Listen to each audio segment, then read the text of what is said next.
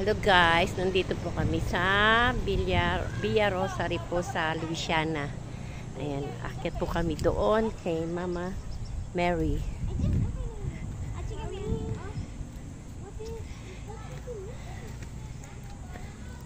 Ganda po, oh. Ganda ng lugar niya. Ganda. 8 o'clock na pala po ngayon. Ganda, oh. Diba po? Ngayon na po kami nakapunta rito. Ganda niya. Sabi nga eh, sulitin na ang iyong paglalakbay. Explore. Wow, ang ganda. Oh. Ang ganda po niya. Oh. Ayun yung si Mama Mary. Ganda, oh. Ganda po. At nabayan niyo po yung pagpakyat namin. Ganda po ng lugar niya. Dito ka pa. Ito yung aking asawa. Ayan. Ganda po niya.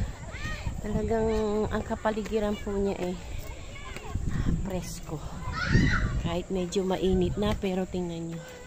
Presko po yung kanyang hangin.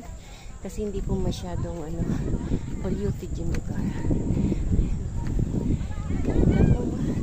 Mga flowers. Cute to, hulay lavender. Parang style din po siya ng kamay ni Jesus. Nga lang po, medyo mababa lang po siya ng konti. O ikukumpara po natin sa kamay ni Jesus. Ganda. Nakakatulong po sa kapaligiran ng mga puno po. Medyo inihingal na po ng konti. Pero kaya po yan. Ganda. Dito na po kami po sa cruise. Ayan. Paki-like, share, comment na rin po.